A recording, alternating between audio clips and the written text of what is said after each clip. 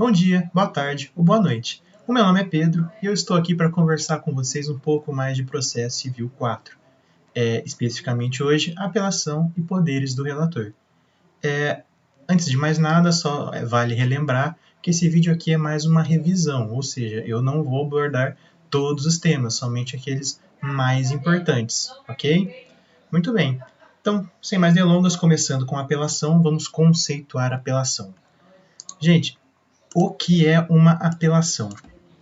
Apelação nada mais é do que o recurso que a gente vai usar em face de sentenças. Então vamos lá, recurso cabível contra sentenças. Onde é que a gente vai achar isso? Artigo 1009 do CPC. Beleza? Agora vocês vão, com esse artigo, vocês vão pegar ele, vocês vão tatuar no braço de vocês para nunca mais esquecer. Porque lá está falando no que?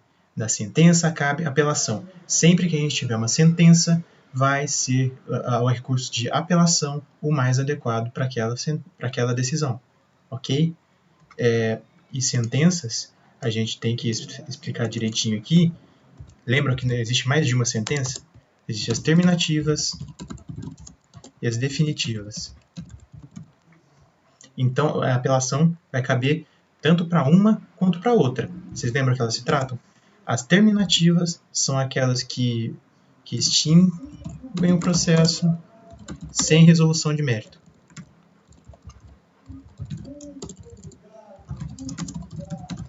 Beleza? As definitivas, por sua vez, extinguem com resolução de mérito.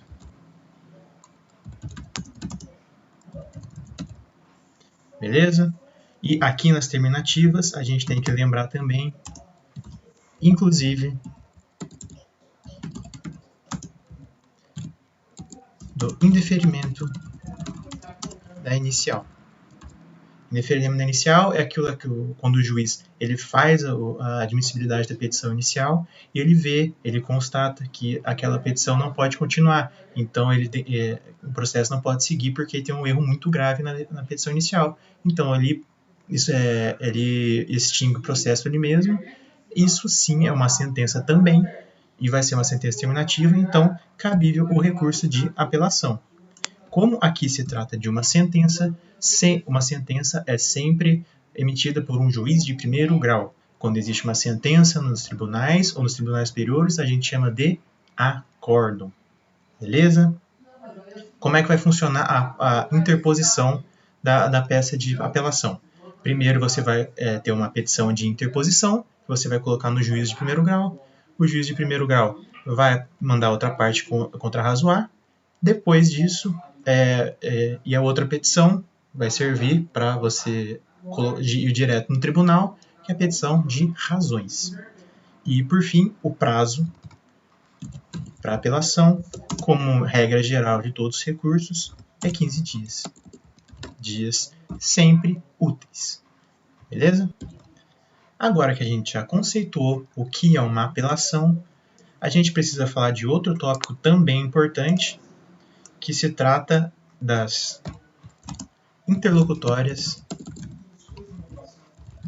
não preclusas.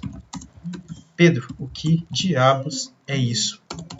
Interlocutórias não preclusas? O que a gente lembra da palavra interlocutória? Decisão, decisões interlocutórias. Mas o que tem a ver decisão interlocutória com apelação, se a apelação é contra a sentença? Decisão interlocutória, ela vai ser atacada geralmente por agravo de instrumento, a gente vai ver mais para frente. Mas as decisões que podem ser agravadas, elas têm um rol próprio delas. Então não são todas as decisões interlocutórias. Então algumas vão ficar sem recurso cabível para você tentar atacar elas. Essas são as chamadas interlocutórias não preclusas. Mas por que não preclusas? Porque você ainda assim não vai ter prazo para elas de recurso, por exemplo, como teria para uma decisão agravável. Então, o que vai acontecer? Antigamente, no CPC de 73, existia o agravo retido, que ele ficava no final do processo e quando existia algum recurso, ele subia e seria avaliado junto com o recurso. Mas agora, com o CPC de 2015, isso mudou. Extinguiu o agravo retido e agora essas interlocutórias não preclusas vão ficar como preliminar de apelação. Exatamente como se fosse preliminar de contestação. Só que agora é preliminar de apelação. Elas vão ser vistas primeiro. Beleza? Então, conceituando aqui para vocês, são as decisões não previstas no rol do agravo de instrumento. Artigo 1015 do CPC. E a outra informação importante, elas vão poder ser revistas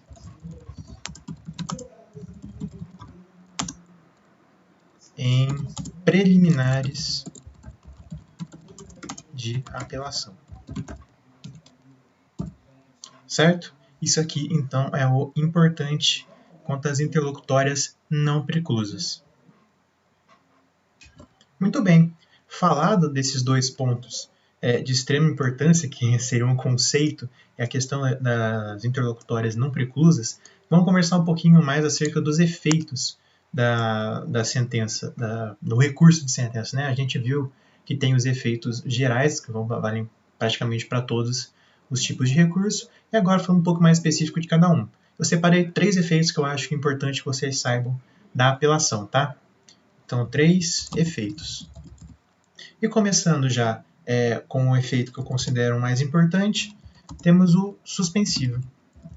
Lembram o que é o efeito suspensivo? O efeito suspensivo é aquele que não vai deixar que a decisão produza os seus efeitos. E como a gente já viu lá na parte geral, no caso da apelação, em regra,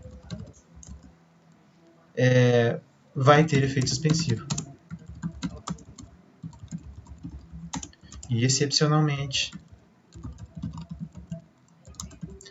não. Onde é que a gente vai achar isso? Lá no artigo 1012 do CPC. Certo? Quais são essas exceções? As exceções, geralmente, vão ser aquelas que não podem esperar que os efeitos fiquem parados, entendeu? Os efeitos neles não vão poder ficar parados porque pode haver algum prejuízo. 2 exemplos que eu trago para vocês aqui. Primeiramente, é a questão dos alimentos. A criança, ela tem o direito de receber alimentos, inclusive por causa da sua própria subsistência, né? Ela precisa daquilo. Então, não pode ficar esperando que o recurso seja julgado. A decisão tem que fazer efeito. A decisão então, que condena em alimentos, ela não pode ser suspensa. Outro exemplo que eu posso trazer para vocês é a interdição, a decretação de interdição. Né? Quando o cara está sendo interditado, provavelmente não está conseguindo nem fazer os atos da vida civis dele. Então, nessa situação, a sentença também não vai poder produzir seus efeitos, porque ele vai precisar de alguém para estar ajudando ele. Enquanto se tivesse a pessoa que foi designada como curador, não ia poder estar ajudando ele, entendeu? Outro efeito, segundo aqui, que é importante a gente falar, é a questão do efeito devolutivo. O efeito devolutivo é quando você devolve ao judiciário a possibilidade de rever determinada decisão. Né? No caso, a sentença vai ser revista pelo tribunal. Ou seja, você pegou a sentença lá que o juiz colocou e você está dando para o tribunal reapreciar aquilo. Ou novamente para o Poder Judiciário reapreciar aquilo. E no caso da sentença, ela vai ser do recurso mais amplo.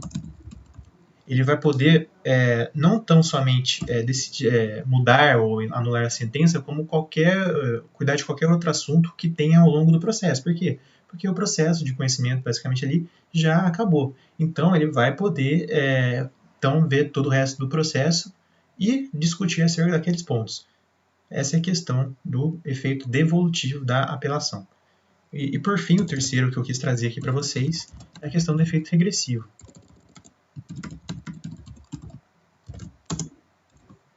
Aqui no efeito regressivo, a gente viu na parte geral que a gente sempre vai lembrar da questão do juízo de retratação. E aqui é uma coisa bem peculiar.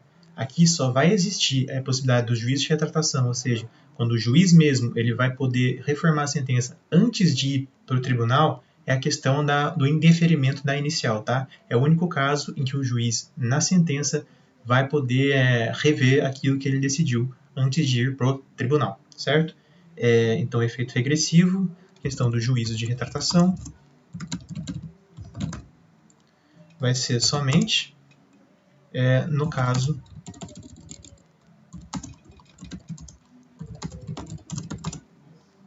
indeferimento da inicial. Indeferimento inicial é uma sentença terminativa, extinguindo o processo sem resolução do mérito.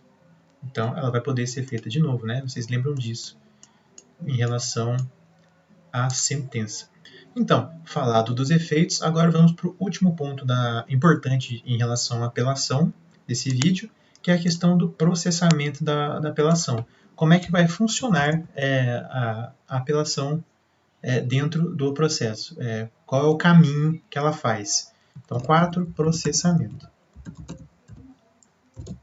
Aqui no processamento, a apelação vai ter 2 momentos. O primeiro, no juiz de primeiro grau, e o segundo, no tribunal, no juiz de segundo grau. Então, no primeiro momento, a gente vai ter o juiz de primeiro grau. E qual vai ser o caminho, então, que a sentença vai fazer? Primeiro, né, para você apelar, vai ter que ter uma sentença. Então, primeiro, o juiz vai proferir a sentença. Depois que o juiz profere a sentença, vou deixar mais bonitinho aqui, depois que vai proferir a sentença, a parte que ficou insatisfeita vai apelar. Então, vamos ter aqui a apelação.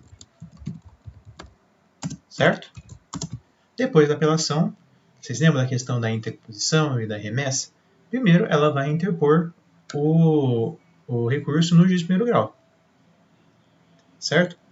Então, dito isso, a tarefa do juiz é chamar outra parte para apresentar contrarrazões. Então, é isso que vai acontecer. O juiz intimará a parte contrária para apresentar contrarrazões. Contrarrazões é a defesa do recurso, tá?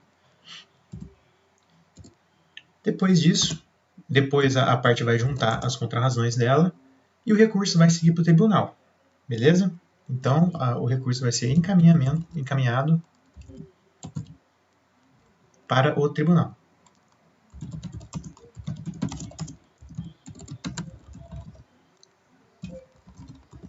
Beleza? Chique.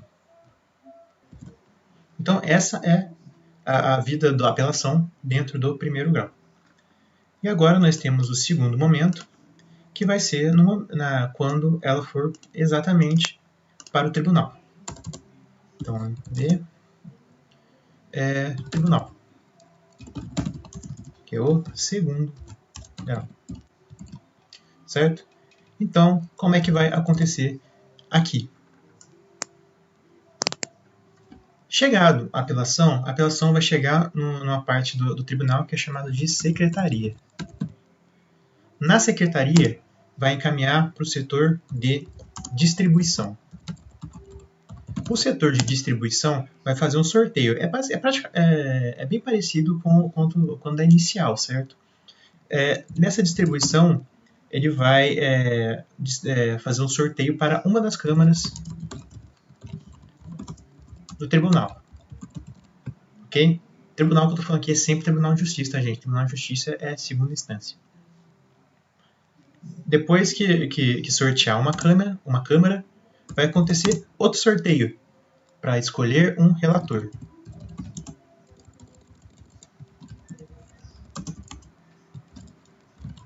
Relator, que a gente vai falar daqui a pouquinho como funciona ele dentro dessa dinâmica, certo?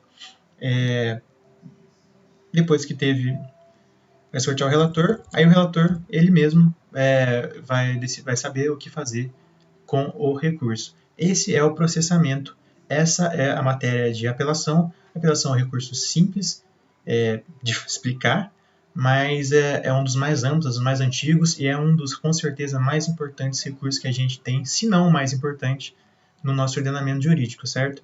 Isso que eu queria falar para vocês de apelação. Agora é importante que a gente veja um pouco mais dessa figura que apareceu aqui por último, que é a questão do relator. Então, vamos falar um pouco mais dessa figura importante dentro do processo civil, que é a figura do relator. E, inicialmente, a gente tem que saber quem é esse cara e o que ele faz. Então, primeiro ponto, quem é o relator? Relator é o desembargador sorteado para tomar conta do recurso enquanto ele estiver no tribunal, certo? Então, já colocando aqui, é o desembargador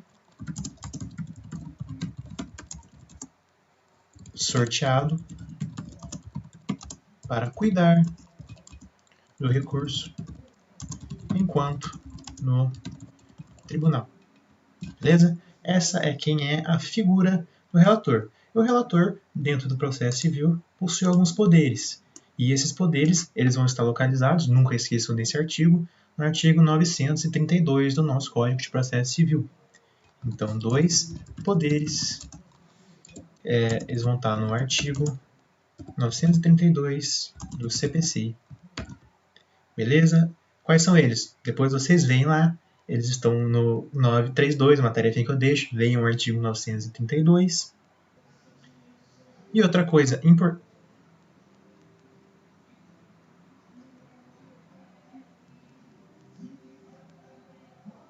E outra coisa importante para falar é que todas as suas decisões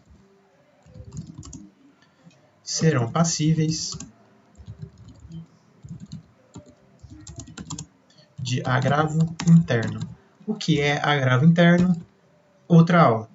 Mas você tem que saber que todas as decisões dele são passíveis, desde que ele decida monocraticamente, por agravo interno. Beleza? Prosseguindo, a gente tem a questão da sessão de julgamento, se ele não se sentir preparado para julgar naquela hora. A sessão de julgamento ela vai poder ser adiada se o desembargador ou o relator ou outro desembargador, né, que são três, importante vocês saberem disso, são três desembargadores que vão participar da sessão de julgamento, se algum deles não se sentir apto naquele momento para julgar aquele recurso, eles vão poder pedir um prazo de 10 dias para ser feita de novo, para eles conferirem melhor o processo, né, para saberem o que vão fazer naquele caso. Então, aqui o nome do nosso tópico vai ser adiamento da sessão de julgamento. Como é que isso vai acontecer? Vou explicar aqui para vocês. Já expliquei, né? Mas vou deixar escrito aqui. Quando o relator ou outro desembargador não se sentirem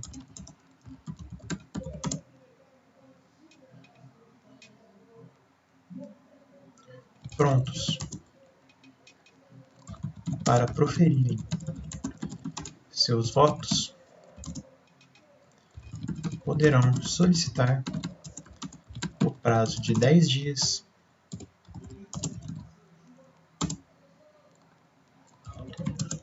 para melhor avaliarem o processo. Beleza?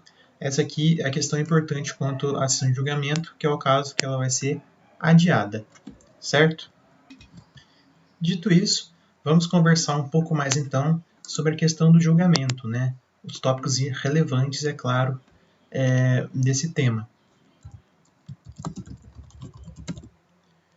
O julgamento, como vocês sabem, eu falei agora há pouco, ele é feito perante a presença de 3 desembargadores. Contudo, haverão situações em que o relator ele vai poder decidir monocraticamente. Pedro, o que é isso? É quando o relator sozinho decide alguma questão ou o próprio recurso, ok?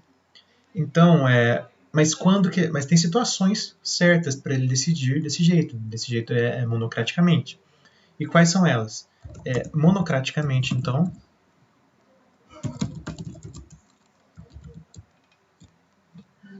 somente nos casos dos incisos 3, 4 e 5 do artigo 932 do CPC. Esses 3 incisos ele vai poder decidir monocraticamente. Eu não vou escrever aqui para vocês, porque eu quero que vocês olhem o 932 e vejam vocês mesmos. Então, eu vou só falar quais são esses casos. Esses casos, basicamente, são quando ele não conhecer de algum recurso inadmissível, prejudicando ou que não tenha impugnado especificamente os fundamentos da decisão recorrida. Ou seja, a pessoa entrar com recurso, mas não tem nada a ver com a decisão. Então, esse recurso já vai ser inadmissível. Então, ele mesmo vai poder não dar provimento para esse recurso, certo? Esse é o 3. O inciso 4, ele vai falar sempre que ele vai poder negar o provimento do recurso sempre que ele for contrário à súmula do STF ou STJ, ou mesmo do próprio tribunal, o tribunal regional, né, o Tribunal de Justiça, que for contrária a acórdão proferido pelo STF ou pelo STJ, no caso de repetitivos, e também nos entendimentos, for contrário a entendimentos firmados em RDR, né, que é o incidente de resolução de demandas repetitivas, ou mesmo o incidente de assunção de competência, que é o IAC. Beleza? Esses são os casos do 4. Os casos do 5 são iguais, mas vão ser no sentido que, depois de facultada a apresentação das contrarrazões, né, ele vai poder dar dar provimento ao recurso, sempre que se tratar de um desses casos. Sempre que a decisão for contrária à súmula do STF, STJ ou do próprio tribunal, sempre que a decisão for contrária a acórdão do STF, STJ em questão de repetitivos, e sempre que a decisão for contrária a entendimento de RDR ou IAC. Beleza? Então, esses são os casos em que ele vai poder julgar monocraticamente. Não se esqueçam de dar uma lida nesses incisos. Prosseguindo aqui, então, para o nosso próximo tópico, que é a questão do acórdão. Acórdão, vocês têm que saber. Isso é a sentença dada por tribunais. Quem vai fazer esse acórdão? Geralmente é o relator, mas a gente tem uma regrinha para isso, tá? Sempre que o relator for o voto vencedor, lembre que são por 3 embargadores em regra, ou sessão de julgamento. Se não for o caso dele decidir monocraticamente também, né? Vai ser feito, se o voto do relator for vencedor, ele vai fazer o acórdão. Agora, se o voto dele for o vencido, o primeiro desembargador que proferiu esse voto vencedor vai ser aquele que vai fazer o acórdão, certo? Então, colocando aqui, o acórdão será elaborado pelo relator. Se seu voto for vencedor, ou se vencido pelo desembargador que primeiro votou.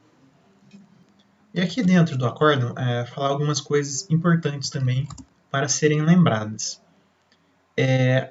O primeiro caso é em caso de decisão não unânime.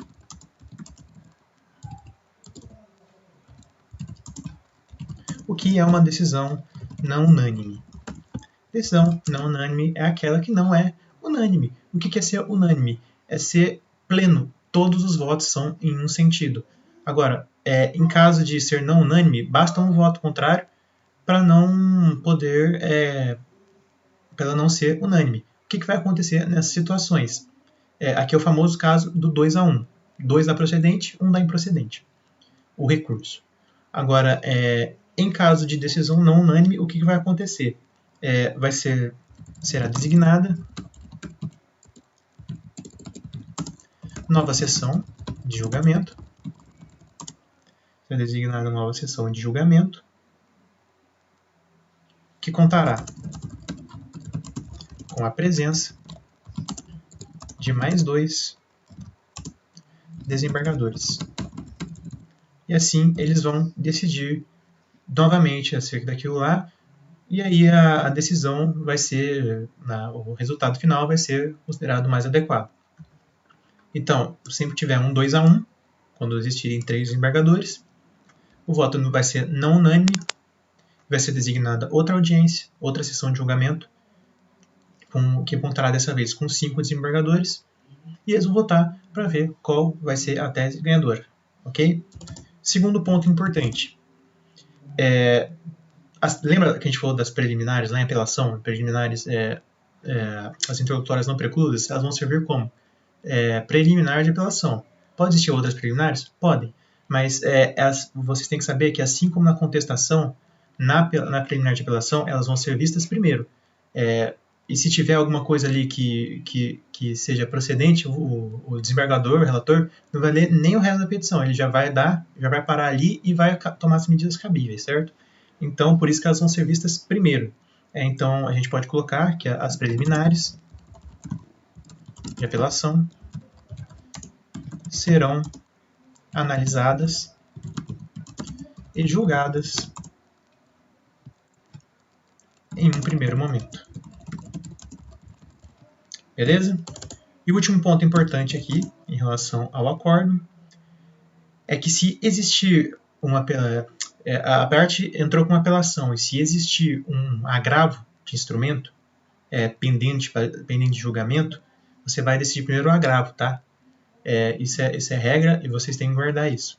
Então, se for interposta apelação e já houver agravo pendente de julgamento, este será julgado primeiro. Ok? Esses são os pontos importantes que eu tenho para falar para vocês do acordo. E por fim, eu queria falar com vocês a respeito dos poderes do relator, a questão do voto médio. O que é o voto médio? Sempre que houver divergência a respeito de valores, a respeito da própria condenação em si, entre os 3 desembargadores, a gente vai fazer o que a gente chama de voto médio. Então, voto médio, como ele vai funcionar. Não confundam o voto médio com o voto não unânime, porque o voto não unânime geralmente é procedente, improcedente, parcialmente procedente, são coisas diferentes. No voto médio vai ser sempre a respeito da condenação. O que vai diferir aqui vai ser a questão dos valores. Então, só a título de exemplo aqui, vamos supor que uma sentença condene ao pagamento de R$70 mil, ok? Aí entra com recurso de apelação, aí os desembargadores eles votam da seguinte maneira. Primeiro desembargador, ele vota para aumentar, né? As duas partes entraram, tá? As duas partes entraram com recurso, então ele vota para condenar, na verdade, em R$100 mil.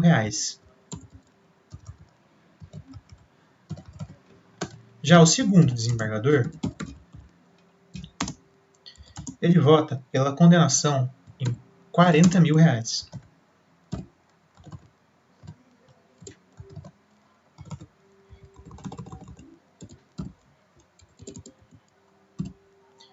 E o terceiro, ele vai votar para a condenação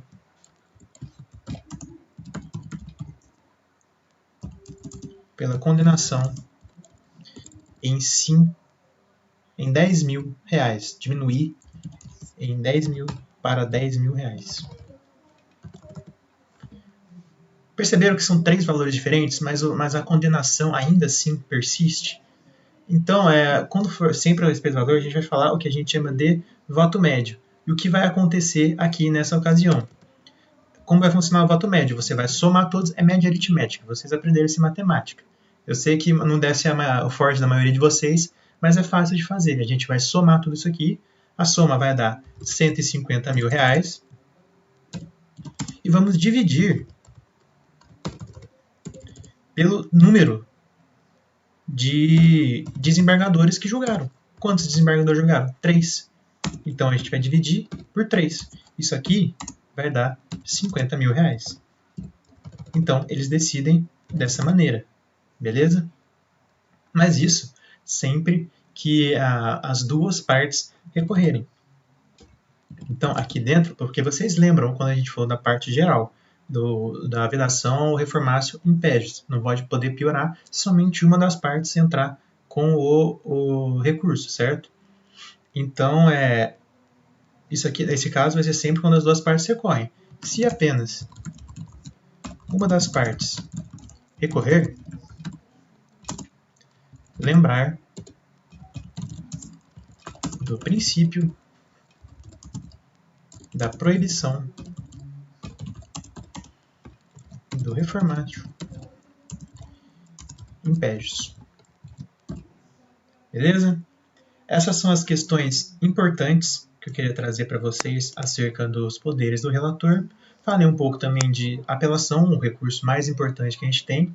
Eu encerro o vídeo por aqui. Eu espero que, novamente, que isso tenha te ajudado de alguma forma, né, na sua prova, ajudado nos seus estudos. Qualquer coisa, eu vou deixar esse material que eu fiz na descrição.